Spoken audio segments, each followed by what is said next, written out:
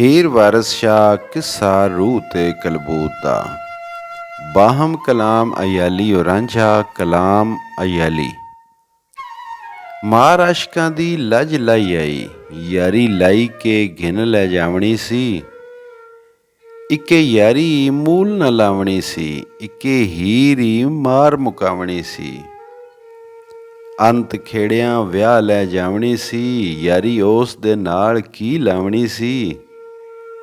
ਮੰਗ ਵਿਆਹ ਕੇ ਲੈ ਗਏ ਜਿਉਂਦਾ ਤੂੰ, ਮਰ ਜਾਵਣਾ ਲੀਕ ਨਾ ਲਾਵਣੀ ਸੀ। ਲੈ ਕੇ ਹੀਰ ਤਾਈਂ ਕਿਤੇ ਨੱਠ ਜਾਂਦੋਂ, ਐਡੀ ਧੁੰਮ ਕੀ ਮੂਰਖਾ ਪਾਵਣੀ ਸੀ। ਮਰ ਜਾਵਣਾ ਸੀ ਦਰ ਯਾਰ ਦੇ ਤੇ, ਮੁੱਢੋਂ ਸਮਝ ਕੇ ਪਾਂਡੇ ਚਾਵਣੀ ਸੀ।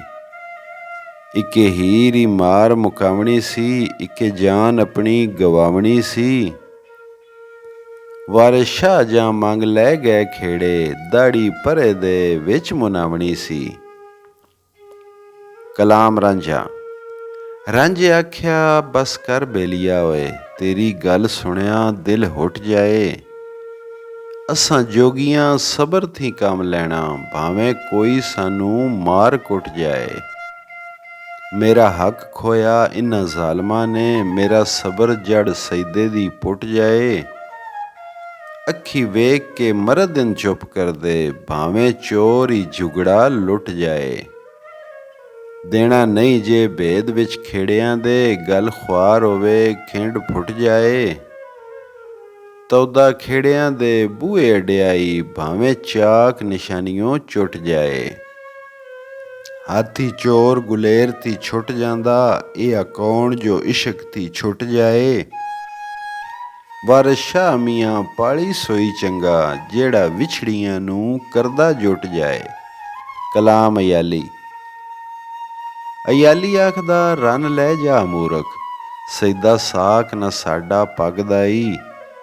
ਅਸਾਂ ਰਾਂਝਿਆ ਸੱਚ ਦੀ ਗੱਲ ਕੀਤੀ, ਸਾਡਾ ਸੁਖਨ ਪੱਕਾ ਨਕਸ਼ ਨਗਦਾ ਈ। ਸਮਾਂ ਯਾਰ ਦਾ ਤੇ ਘਸਾ ਬਾਜ਼ ਵਾਲਾ, ਜੱਟ ਚੋਰ ਦਾ ਤੇ ਦਾਊ ਠੱਗਦਾ ਈ। ਲੈ ਕੇ ਨੱਡੜੀ ਪੈਰ ਖਿਸਕਾ ਚਾਕਾ, ਸਜਦਾ ਸਾਕ ਨਾ ਸਾਡੜਾ ਲੱਗਦਾ ਈ। ਲਾਟ ਰਹਿ ਨਾ ਜਿਉ ਦੇ ਵਿੱਚ ਲੱਗੀ, ਇਹ ਇਸ਼ਕ ਅਲੰਬੜਾ ਅੱਗ ਦਾ ਈ। ਜਾ ਵੇਖ ਮਾਸ਼ੂਕ ਦੇ ਨੈਣ ਖੂਨੀ, ਬਹਿਰ ਹੁਸਨ ਦਾ ਠਾਠ ਵਿੱਚ ਵਗਦਾ ਈ। ਮੌਜਾਂ ਮਾਰਦਾ ਹੁਸਨ ਦਰਿਆ ਜੱਟਾ, ਉੱਤੇ ਬੋਬਣਾ ਆਉਂਦਾ ਜਗਦਾ ਈ। ਚਿਹਰਾ ਸੁਰਖ ਗੁਲਾਬ ਦੇ ਫੁੱਲ ਵਾਲਾ, ਵਾਂਗ ਕੋਇਲਾਂ ਸ਼ੋਖੀਓਂ ਮਗਦਾ ਈ। ਸਜਦਾ ਅੱਖ ਉਠਾ ਨਾ ਵੇਖਦਾ ਈ, ਫਿਰੇ ਖੌਫ ਥੀ ਦੁਰਕਦਾ ਹੱਗਦਾ ਈ।